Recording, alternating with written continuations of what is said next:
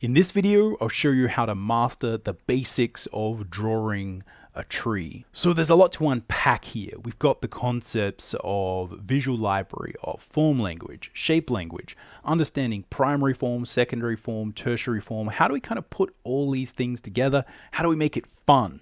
What I'm going to do is go over the basics of how to draw just a very simple tree so we understand how the basic primary forms relate to this task. But I'm also going to look at, a bunch of different artists who have drawn really good trees and sort of look at how different people have approached this, and also talk about the fact that, again, when you're drawing a tree, you're often not always drawing all of it. You're also not always drawing all the details. Often it's really important to understand, again, where roughly the tree is, but also how do you represent it? Is it in the background? Are we just looking at the canopy? Do we need to draw the roots? Do we need to draw the trunk? What do you actually need to draw your tree? That is really the trick. And how does it relate to the cool story that you're trying to tell with your illustration? Anyway, this is a fun one. I really like drawing trees, and I also think that learning to draw trees, especially in this way where we focus on perspective and form and getting that foundation right, is a great overall drawing exercise that can teach you a lot about how ellipses and cylinders and forms connect with each other, and it can actually help you draw a lot of other things as well. Anyway, let's jump in, get started. Alright, welcome to the Drawing Codex. My name's Mcburnie. I've been a professional working artist for over 20 years, and on this channel we're all about drawing cool stuff from our imagination, including trees and forests and fun things where you need to draw these, and also embracing the challenge of drawing. Trying to make the journey that we go on, trying to draw all this stuff, trees, buildings, cars, rocks, planes, etc. Trying to make it fun, because it is challenging, but it's important to embrace that challenge. And we're also about comics and mastering the craft of line and color illustration. Now, if you'd like to learn more about line and color illustration, the same kind of techniques and processes that I use when I'm drawing professional comics, you can check out my free quick start guide. It's aimed to get you up and running quickly in Photoshop, developing your own line and color style. The focus here is on developing a simple, reliable process that can sort of allow you to focus on other things like the stories, the characters, and everything else, including learning to draw things like trees. It's free. The link will be in the description. Go check it out. All right. So as I said, there's a lot to unpack here, a lot going on. You've got visual library, form language, shape language, etc. It can be a real challenge to kind of figure out how these things work together, especially if you kind of get good at drawing one bit of a tree or another bit of a tree, and it's kind of fun to do little studies, but often you have to kind of think about, what is my story? What is the illustration that I'm telling? I need to put a tree here. It needs to have a particular feeling. How do I kind of control that? Am I looking at all of it? Am I looking up at it, down at it? What is going on? How do you solve those different problems? Drawing trees is a lot of fun though, and I think it's one of these things where you're dealing with an interesting mix of organic shapes, of nature, of understanding how things actually work, and being able to kind of manipulate those so that they have the right feeling. I really like drawing trees. I spent, quite a bit of time, just drawing a whole book that was set in a forest. I really like artists like Vess, that again we'll look at in a minute, and just their ability to kind of draw these fantastical magic trees. And again, the way that often if you're drawing comics or illustration, sometimes you just got to put in a whole bunch of trees because they're a background. Other times you really have to make the tree the star of the show. It's almost like a character unto itself. So again, there's lots of different directions, lots of different things you can kind of do with this. I don't know precisely exactly where you're coming from or what your goals are here, but I can assure you that in this video, we will cover the basics of how to draw a tree, especially when it comes to perspective, what angle, dealing with all the foundations, and a lot of the theory that underlies the real, things that you actually have to do to learn to draw a tree. Anyway, let's jump over to the drawing table and get started. All right, here we are at the drawing table. Now, there's a few things I want to do in this lesson, and the first is to point out that this is going to be a real fundamentals of drawing trees little drawing lesson, where we're going to focus on the primary forms and how you really start to get the primary things sorted so that when you go to draw trees, you've got something to hang all your information on. So I'll go over the basic theory for how we would handle things like visual library, form language, shape language, etc. But I actually first want to talk about how other artists, use trees in their work and share some really good examples. Because, again, often we have the goal of being able to draw trees or forests, etc. And, there's many different solutions to how this could be done. One of my favorite sort of tree drawers is Uderzo, who, drew the Asterix books and many other books. And yeah, I just feel like there's a really good sense of structure. I read these as a kid and, it always just felt like these trees were real. And I think a lot of it just has to do with, basic form and, just good understanding of anatomy of a tree. They would always be uprooting these trees and, it just always felt like these things were really sort of solid. Now, again, keep in mind when you're looking at artwork how other people are solving these problems. It's one of the best ways that you'll be able to solve them yourself. I think there's a number of really basic concepts here that we can sort of, parlay into the other sort of books and just sort of look at them. But again, just keep this in mind because when we're thinking about drawing something like a tree or trees, there's a couple of basic things here. The first that we have to think about is visual library.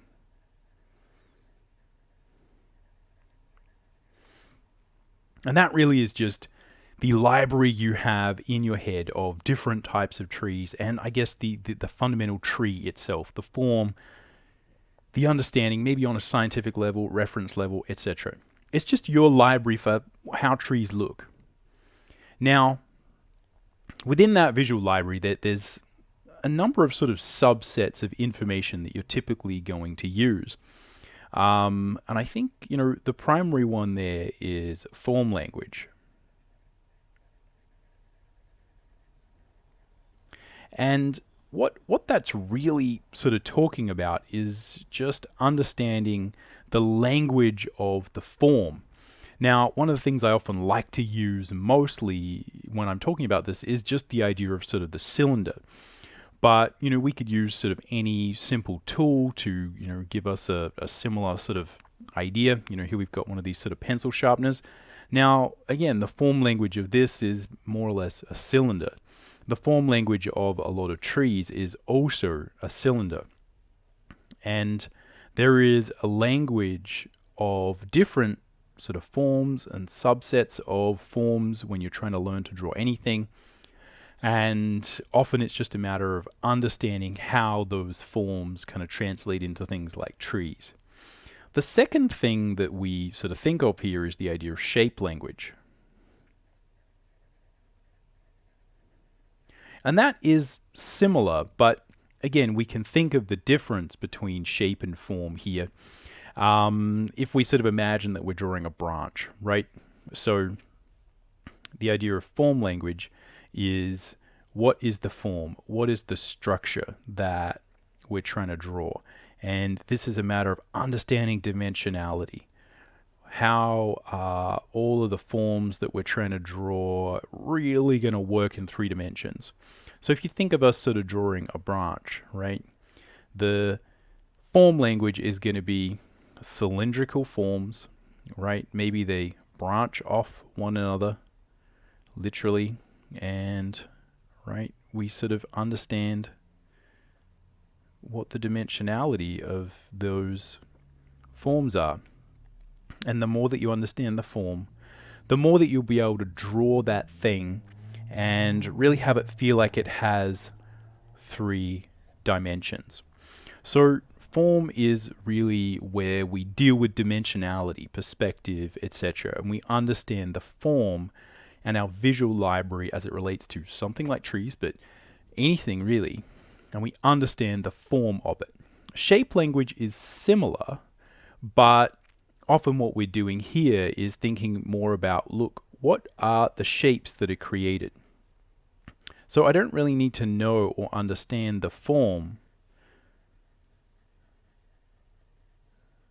because in many cases, the form is important, but once you get to sort of certain levels of detail, it really is the shape that is going to do it for you. And the shape is the thing that you kind of actually end up drawing. Now, again, the trick there is that the shapes and the shape language that you get from different trees is going to be different, right? You might, again, have this kind of jagged look. We might have a flowy look to tree branches, and you obviously can derive shape from form, but in many cases the shape is something that you need to understand as its own language so that you can utilize it in your drawing. So if we go back to the sort of this amazing page here, just so well composed, these things are always just sort of so perfectly done. It looks easy. You can see a number of things happening. Again, we have situations where we have some real prominent trees, right, that are, a major part of the story. And what we're dealing with there is probably a pretty good understanding of the form, how that's relating to everything else. It's very cartoony. It's not necessarily perfectly drawn or anything like that, but there's a solid understanding of form. Then you have these trees back here, and these bushes here, and these trees here. And that's where you can see really what we're deriving is shape. So if you go look at this tree in the background here, the sort of canopy of this tree over there, we're really just dealing with shapes.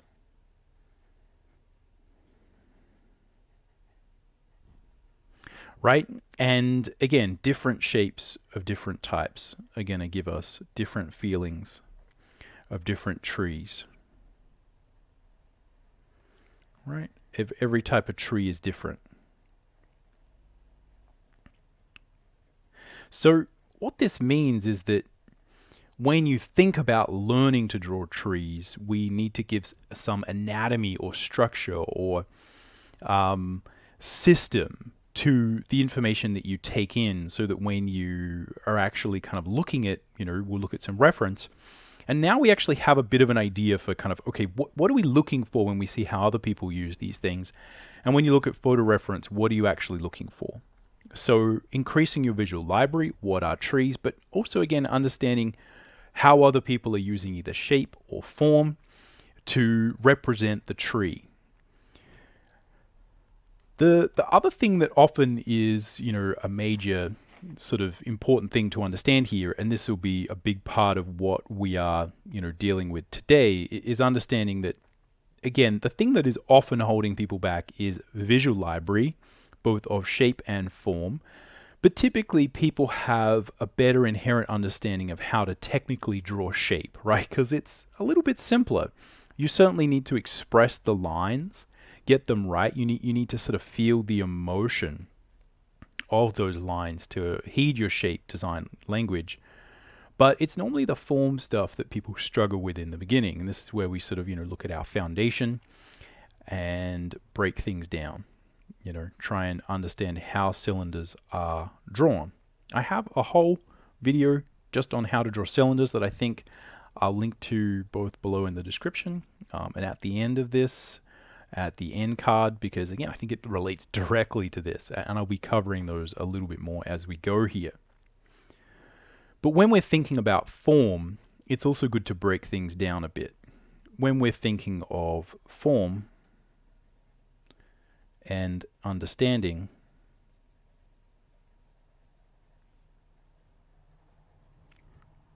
we need to think about primary and secondary and tertiary forms.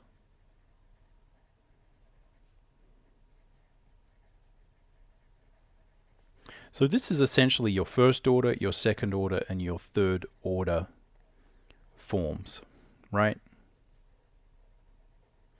And what this means is that these sort of trees and things are normally made up of, multiple levels of form, and you can kind of, look at that. Everything is the same, right? The building is made up of a primary form, right? The primary form of this building would be, it's just a giant box.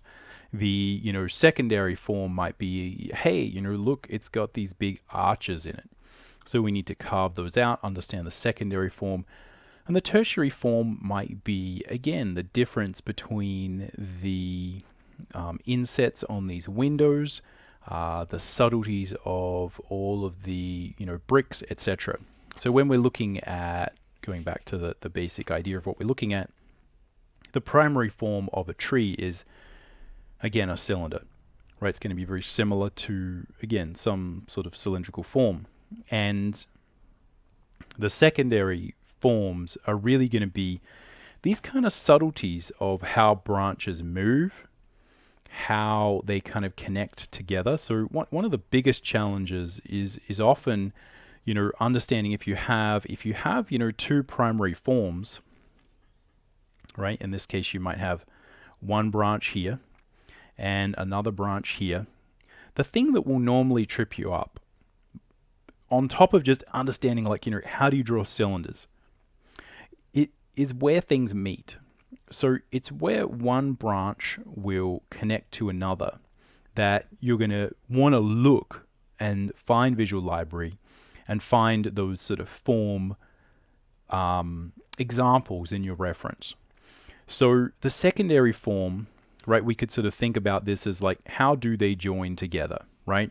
Primary form is just, we got a cylinder here, roughly a cylinder here. The secondary form is, again, does that big cylinder taper? Again, how do they connect? Because trees are different. Some will really sort of blend into each other. Some will, come out at a right angle like that. You have one branch and then another branch just goes bonk straight out the side. Other trees just won't do that. They'll kind of be much more, they kind of flow out. Some trees will have branches where, again, you're going to get these kind of twists, right? Where the branch goes one way, then another way, then another way. And sometimes those are like these, sometimes those are soft, right? But sometimes they're really kind of jagged, right? These trees kind of look a bit scary and gnarly and aggressive, which is hard to represent in plasticine with my limited modeling skills, but hopefully that gives you an idea. So the secondary form is like all those little details, right? The tertiary form would be things like the bark, right? All of these little, these other little things. So, we might look at, again, all the little ways that these roots are going to fall down. So again, a little bit of a primer. Hopefully that gives you a good understanding and baseline for what we're going to be talking about and learning. And again, a big part of this lesson is just understanding the basics here so that when you're looking at reference, you can get a bit of an idea. Now, again, I'd say there's like probably three main things about drawing trees.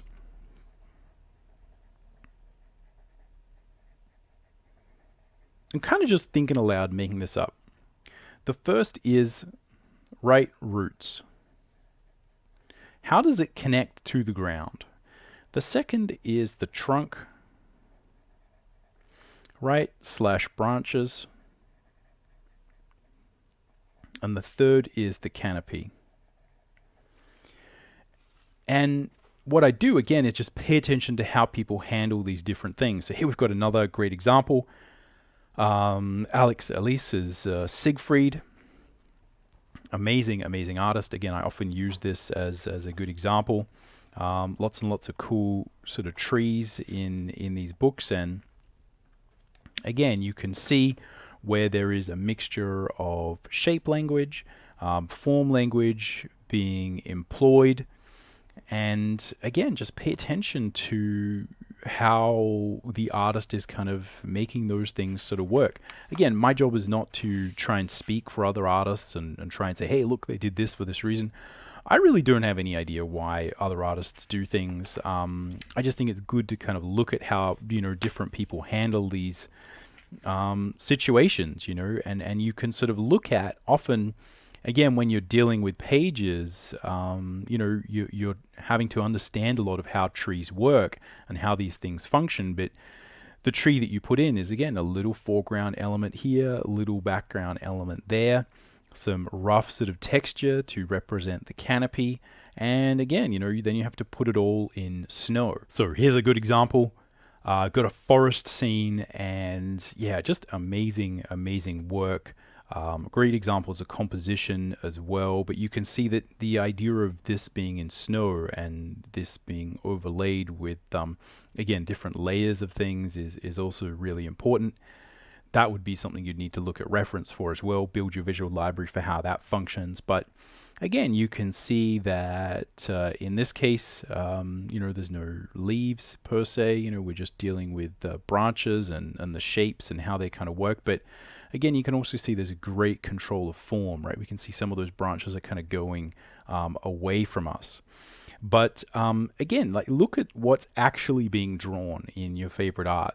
I think the thing is often that you actually have to understand how the roots work, how that connects to the ground, what the trunk looks like, what the canopy looks like, even if you're just kind of drawing one of these things. This is another great book, one of my favorite artists, Matthew Bonhomme, and some great trees in here. You can see this is a really good example. The first page, again, this one's written by Fabien Vellman, and I feel like often when I look at the stories that he writes are so good, because often, I feel like, again, when there's a really good artist drawing them, you can kind of understand what is going on. They're so visual, and again, I've read the translated ones of these, and they're really, really, really good, simple but sophisticated, poetic stories. Again, if you can find these books, you can find them on Amazon/Comixology, translated. They're really, really good. Anyway, look at, again, how people are handling these situations. So we're dealing here with a lot of shape, right? The form is fully understood because we can see that the shape is kind of representing trees falling down. And again, being at different angles to each other, you can see that it's not just two-dimensional. And that's where, again, we're often drawing shape, but we need to understand form in order to make that happen. Great understanding of, again, the trees, leaves in foreground, middle ground, background, etc., controlling those things. And again, understanding the shapes at play. Amazing, amazing work. So again, when you're looking at this, pay attention to what's actually being drawn. So this book is Beyond Fantasy, The Art of Darrell K. Sweet. Always something I really think is a good example. And here you can see, again, we've got a tree. And this one really has roots, trunks, canopy. It has the whole thing. But again, when you're looking at painting, pay attention to the different areas that you're likely to have to find reference for. And again, how those things are sort of being used in your particular medium. Is this an area where, again, you can sort of blend in things? Do you need to cleanly delineate? Is this something where you're going to have to understand not just sort of the shape language of a canopy, but again, how you represent that, how you actually kind of get that across in your medium, in your work. One of my favorite artists to ever draw trees is the amazing Charles Vess. And I think he just always seems to have such an obvious eye and passion for drawing trees, especially these kind of creepy fairy tale style trees. And again, this is something that I've always aspired to try and get my tree game to his level. But again, just pay attention to the way that shapes are used. Again, this great mix of like shape where we need shape, form where we need form, how the form is represented and shown depending on the particular, sort of medium. And also, interestingly here is how some of those sort of tertiary forms, right, those sort of third order forms, right, the little bark and those kind of things, they can actually really help you to describe the form. So we can see here we got this great sort of form moving in space, and we can read that. It's because the artist understands the primary form, they understand the secondary form, and then they use the tertiary form, the third order form, the bark, and all those bits and pieces to actually tell the story of the depth. Okay, so you're probably saying, yep, I get it, Tim, there's some cool trees there. How do we draw trees? Well, I think when we're looking at the primary forms, which is really what I'm going to sort of focus on in this lesson, it really is a matter of understanding the cylinder, how it connects to the ground, and how we sort of look at the canopy in relation to our eye line. So the reason that the primary form and the perspective is so important is that, again, you can look at all the reference you want. if we don't kind of understand where we're viewing the tree from, it's very hard to understand, are we looking up at the canopy, down at the canopy? Is the tree far away where we see it more as a silhouette, etc., etc.? So that's the main sort of thing that I want to focus on in this lesson, is just getting those sort of primary forms sorted. And again, maybe we'll do some follow-up lessons and talk about how we deal with secondary, tertiary forms, do some drawing lessons. Again, I love drawing trees. I think it's actually a really, really good way to get some basic, again, primary form exploration and practice happening. Drawing trees and tree branches is actually one of the things that I put in a lot of the boot camp classes that I've run in the past, because again, it forces us to deal with a lot of these problems of form and how form connects. But let's look at the basics of a tree, because I think this is something that you can practice. So I'm not going to set up a perspective grid or do anything like that. What we want to think about initially is just practicing drawing a cylinder. And I know this might seem a little bit basic, but again, we add complexity as we go. So in this case, we're looking down at it, and I'm going to put a center line through that cylinder so that that gives me a minor axis for my ellipses. And this really is that main sort of trunk, right? So if we sort of look at this from the side, right, the tree is kind of made up of roots,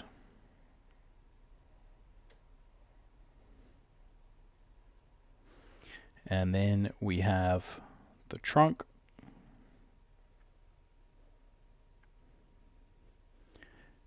right? So we've sort of got root, trunk, canopy.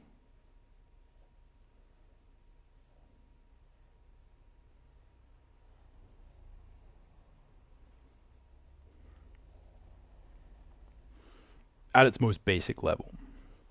So what we're often dealing with, again, is trying to draw a tree where we're dealing with the, I'm pretty sure there's a double something in there, but we'll just pretend that's how you spell canopy. What we're trying to do is kind of connect this to the ground. So that's one of those things. If you need to connect your tree to the ground, what we want to think about is kind of how do we represent this splaying of the tree as it kind of sort of connects and kind of sucks into the ground. And the best way to think about this is, yeah, to really view it as almost like a conical shape. So we kind of have an imagined way that that cylinder would kind of just sit on the ground, right? So if we think about, again, drawing this basic idea, not connected to the ground, because that might help us conceptualize it, right? We got this little kind of trunk, boom, boom, right? And it's connecting to the ground, right? So here we can say, yep, here I have, or maybe we could say this one's sort of sticking to a wall, right? We got sort of a plane, just putting some basic dimensionality across that plane so we can understand. Now, the real important thing here is to kind of look at, again, how you construct that connection to the ground. So what I'm doing is, if we were to look at a tree from above,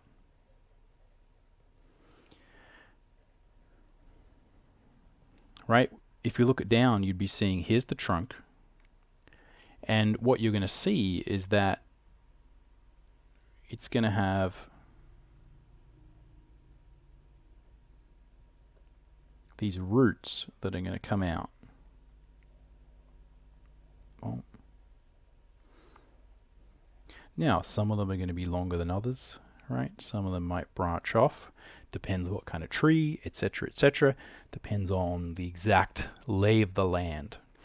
But what we're trying to do is kind of represent the rough termination point of where the tree actually kind of fully goes into the ground, and also the rough, size of the trunk, before it kind of changes shape. Now, again, this is for a real simple kind of, again, this is almost like those asterisk trees, but trust me, if you can kind of really control and understand these basic ideas here, it's very easy to then go and say, hey, you know, now that you can kind of do that, let's just do the same thing, but let's modify the shape. Right, so I might say, hey, I've got my cylinder, it's connecting to the ground here, right? I got a character next to it, right? And I got some roots here. And, you know, again, maybe these are really sort of long roots. And again, if they're longer roots, you can just increase the number of these sort of rings on the ground. Now, you might be sort of saying, yeah, but how do I draw concentric, you know, circles on the ground and make it seem legit? Well, again, that's where we do our anatomy of a cylinder. You can watch that video, you can practice this, and these little exercises are, and understanding the basics are why you might then go and get really interested in how you draw cylinders, how you draw ellipses, right? How these sort of things work. So again, I think the video I have is on the anatomy of an ellipse, right? Not necessarily a cylinder, so I might have misspoke there, right? So we've got that. And again, you know, how do you draw these things and make them, you know, feel as if it's like a target, right? So you can think about this as like a task that would really kind of help you, right? Is kind of, how do you draw this? How do you draw like a, you know, like an archery target on the ground? Now, again, there's lots of different techniques for that, but that's something where you can look into that and really get into it. All right, so we've got a few of these here. And as I said, you know, you can then make these longer, you can play around with that. But this solves a lot of those simple problems. And the next thing you can say is, well, what if it's a tree where it has like a big bulge in it, right? So it sort of goes, because there's some that are like this. Again, the tree, the roots don't look like this, but just for fun, right? Again, you can kind of say, well, let's just make this bit bigger, right? And then, you know, let's make this bit do its own thing. And again, this is a lot of the stuff that you're doing when you're doing concept design for alien or fantasy trees or whatever. Again, who knows? Maybe it's like a tree that just has like a single flower on it or something like that. Maybe it's some weird tree. Again, whatever you want to do, you know. Again, we're still looking at it from above, so drawing more cylindrical things will kind of help you with that. But this is the fundamental thing that we're doing to kind of connect it to the ground. We're thinking about drawing a target on the ground where the center ring of the target really is the trunk of the tree. And the other ones are ones that help you to draw the roots. Now again, this is pretty easy to do, and this really is the thing that will kind of help you to get those basics sorted. You can draw these targets, and a really good way to do it initially is, again, draw this cylinder here, right? Then you draw a target on the ground next to it, and so we've got our sort of concentric ring. And now from a construction standpoint, I'm just going to draw some lines. And once I've drawn those lines, right, it's almost like we're drawing lines from here. And again, you could make them symmetrical, you can make them not. Maybe there's like a big gap here.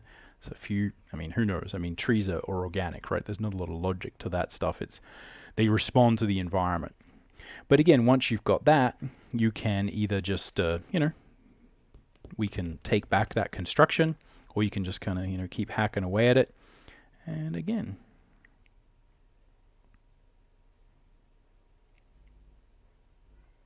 pretty sort of simple way to control that fundamental perspective.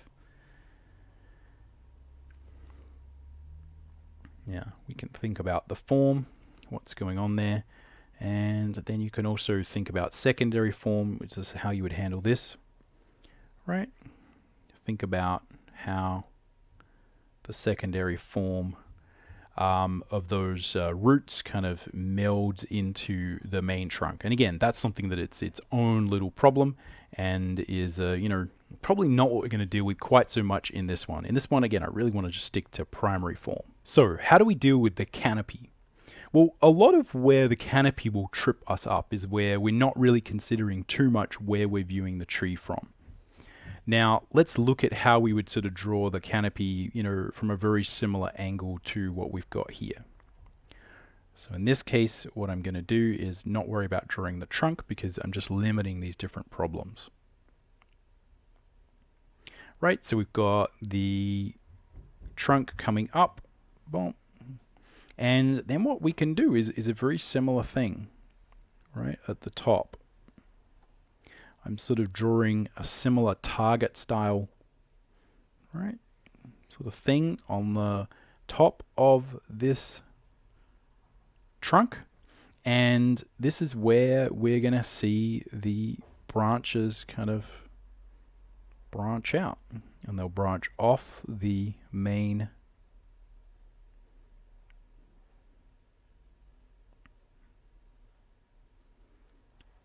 trunk and sort of create their own thing. Now, what we're often looking for here, again, is specific tree anatomy. I'm going for very standard tree anatomy, right? Again, something really like this. Almost like a mushroom. And what you can consider, again, is, literally to just begin this form as if it is a mushroom. So what we're really doing there is we're taking from primary form perspective, we're taking a sphere and we're sort of cutting it in half. And then we're sticking a cylinder underneath it. All right, so here I've got, again, that mushroom style thing. Right, again, this is sort of hidden. Bump, bump, get rid of that. And that's kind of what you've got left. So if we were looking at this again from above, right, that's kind of what we'd see.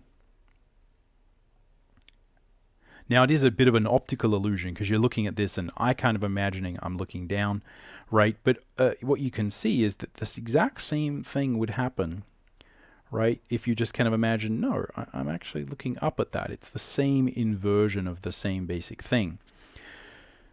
What we need to consider is that, again, the rough primary form of the canopy of a tree is almost like a bit like a mushroom. It's a bit like half a cylinder where we just half a sphere. We take that sphere, chop it in half, and then, that kind of gives us the major sort of mass of the tree.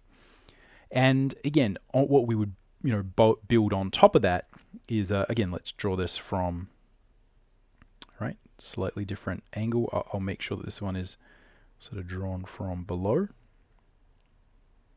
Right, got our cylinder there. And again, like a target, I'm going to draw that concentric circle going out.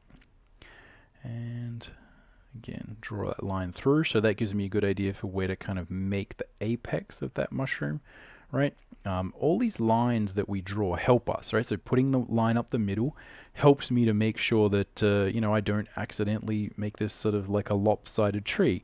Although, a lot of trees might be lopsided.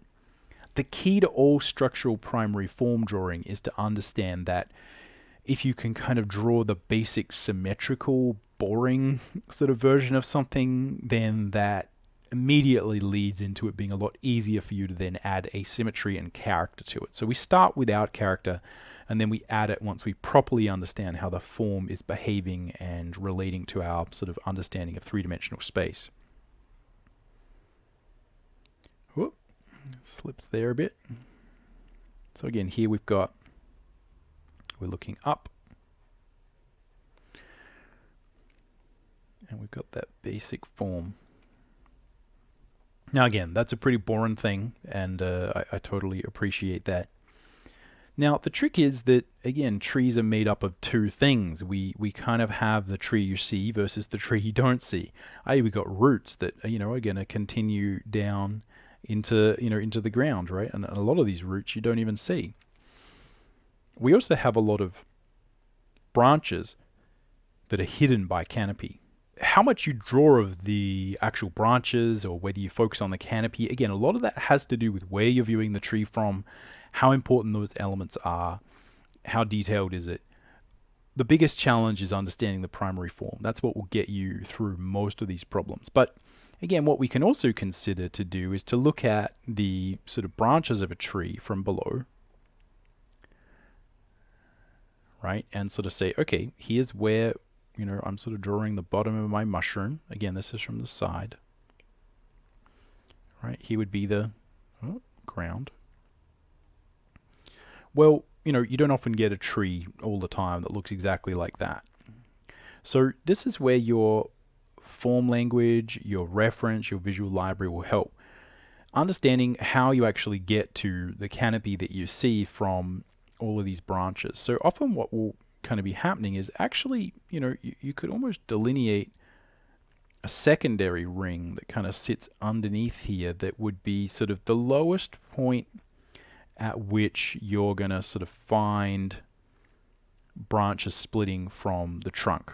All right, so you might say, okay, once I sort of get here, or once I sort of get somewhere around here, then that's where I'm going to sort of move these branches up.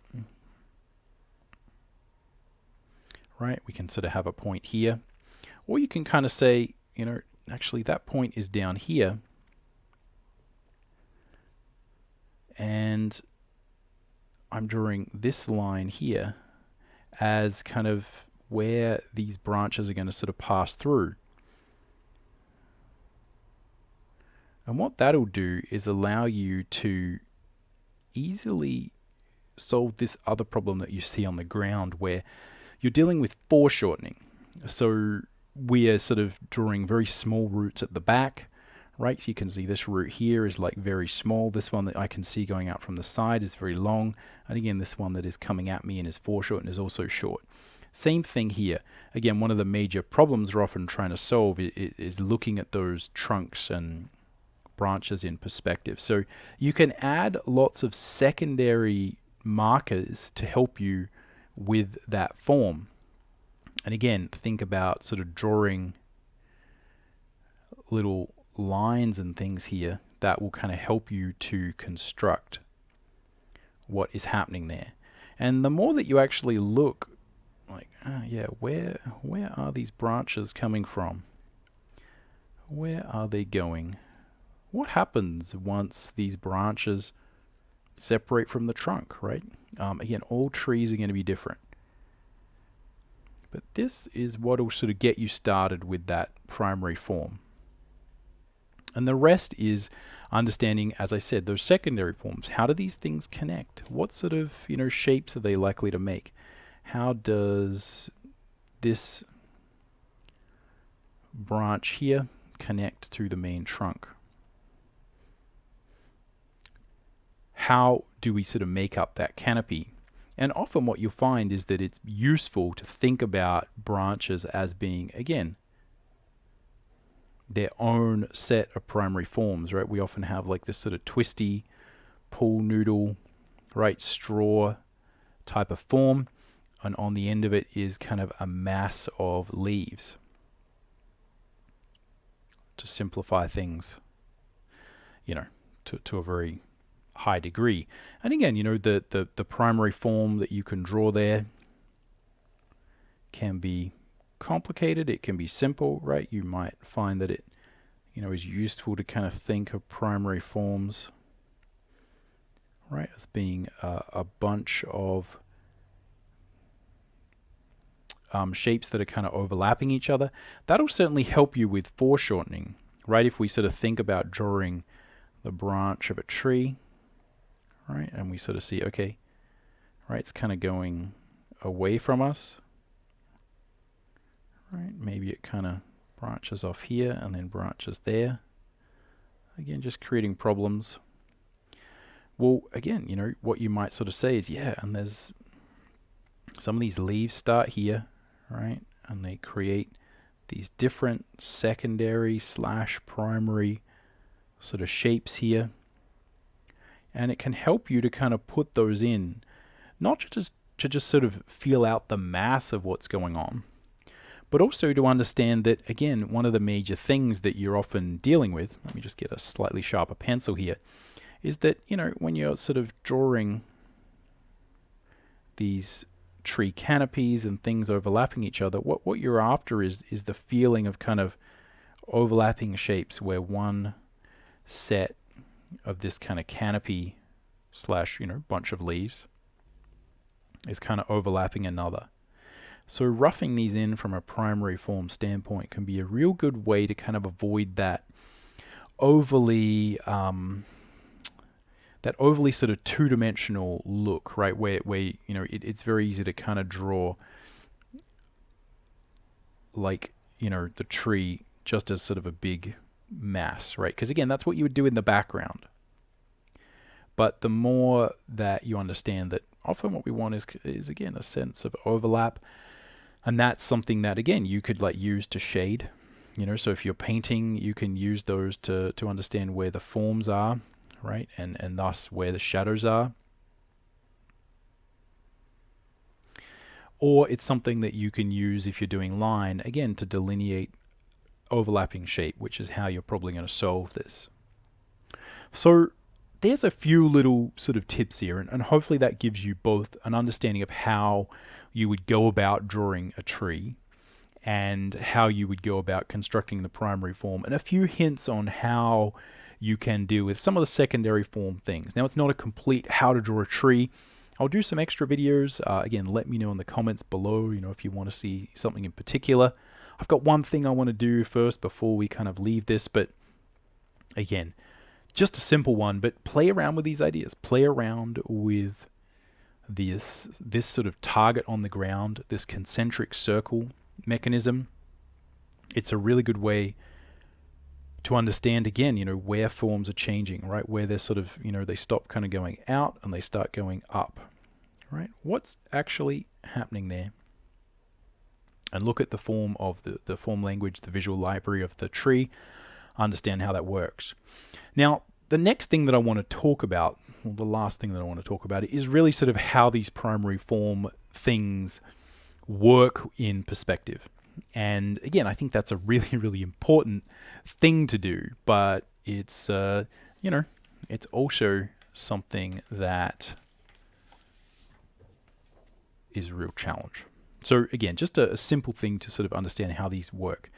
I'm going to use the idea of box logic because that is a really sort of simple way for us to understand how it's important to consider our view, our eye line here, where we are in relation to the tree, and that this is why we spend all this time talking about this, because it solves a lot of these problems that we're looking at. So we can think of a person is kind of here, right? And they're looking at a tree, and again, the tree is going to have that trunk, right? And the trunk is going to, right? Don't. Right, connect into the ground. Again, very rough. Hopefully you're following. And I'm going to have concentric circles within that sphere. Sorry, within that box. And then I'm going to have, again, my sort of mushroom shape. Now, again, the question is, where do we see this tree from? And I think this is where, again, you can easily view and understand the box logic of this and then connect it to these ideas. So if we are viewing this tree, again, sort of below the canopy, you can think of this in a very similar way to what would happen if we're viewing a box, kind of side on. Well, see if I can draw it a little bit better. Again, I'm being super rough here, so apologies if this is a bit sort of messy. Right. And again, where's our yeah, it's probably about there maybe. Here's our kind of eye line. Again, this is not a perspective lesson. I do those as well, but this is mostly for illustrative purposes. Again, what you're going to have is trunk, boom, hits the ground, right? Then we sort of think about, oh yeah, where does that hit? And again, you can draw the square here if you want, if that sort of helps you to visualize what's going on. Then put a rough target concentric circle thing here. And again, try and fill in that shape. And so in this instance, what we're going to see is, let's sort of erase that out a little bit. Again, we're going to need to connect all of those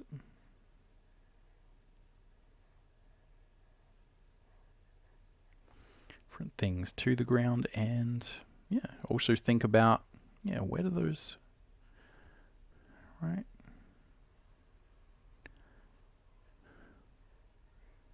Where do those start going up?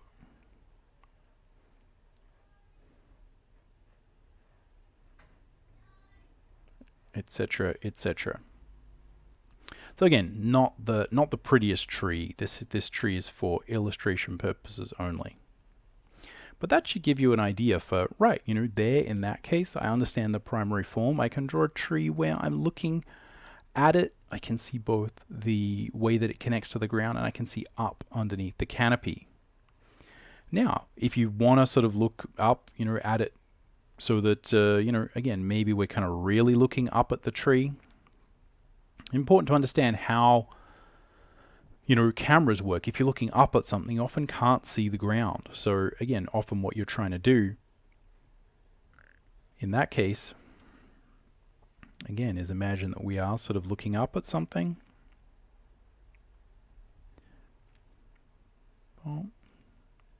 Right, we can see that sort of mushroom shape. We're tracing the form as much as we can. And again, you might think about how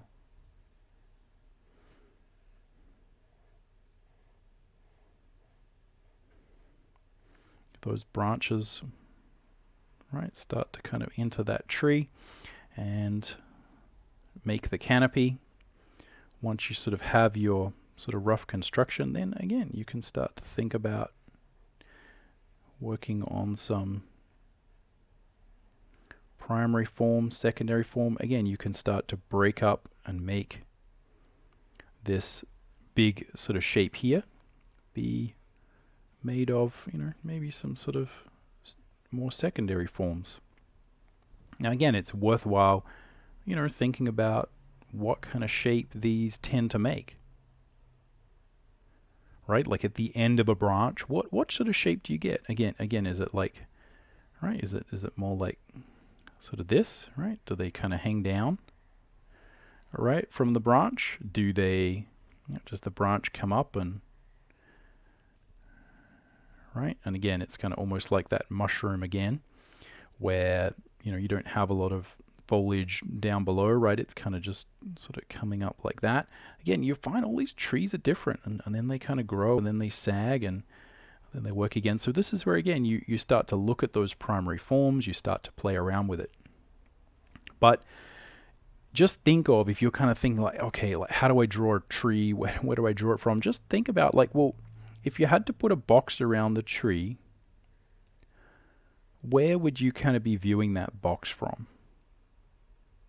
Right? Is it a case where, again, our eye line is very much, you know, down low, right? Our head is on the ground, and, you know, we've got this kind of massive box that's going into the sky like this with some very amateurish, poorly sort of done perspective.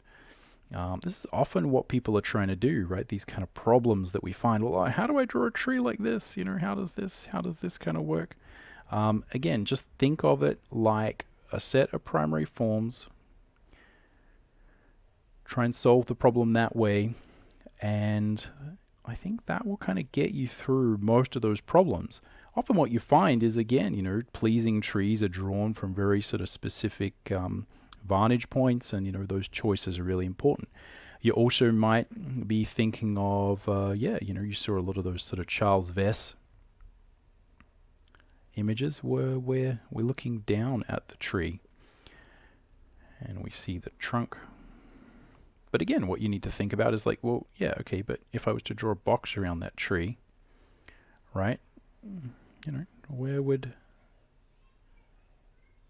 it be, right? And it can actually be easier to draw the concentric circles than sort of boxes. But yeah, same thing, right? If I was to draw a box around it, right? Where would that box be? Let me find that form. And again, what you might sort of imagine is like, yeah, but maybe it's like a really, right? The branches really go out far. And this is where you're seeing that thing where, again, someone like Charles Vess is drawing, right, these kind of branches that are coming out. And now we can, you can kind of see that if you zoom in, right, draw a box around that bolt, that now I can sort of understand where I've sort of constructed the thumbnail, I've constructed the idea. I'm looking down, right, maybe there's, again, a character sitting down there somewhere. This is not a great composition either, but, this is how those, sort of compositions are made, right? So now we're sort of seeing down through those branches. Right, we can see some from here as well. We can see the tree down there. So again, interesting things are often just found through repetition and extrapolation of very simple ideas. So master these basics and then start playing around with camera angles, primary form things, look at trees, look at how they look in real life. Look at how your favorite artists draw trees. Build this, practice, do some reps. Let me know if you got questions down in the comments. Hopefully this one has been useful. Again, I love drawing trees. I think it's a really, really fun subject to tackle. But again, we'll do a few more of these later on. Again, focusing on some of the more interesting things. Once you get this stuff under control, it becomes a lot more fun. You can really think about, what kind of tree am I drawing? What is the story of this tree? How long has it been here? What does it feel? What does it think? Who's it going to interact with it? How does it affect my story? All of those things that are far more important, but we can't get to until we sort of master this basic sort of mushroom shape. So anyway, that's all I got for this one. Again, let me know what you think in the comments. We'll catch you around. Happy drawing.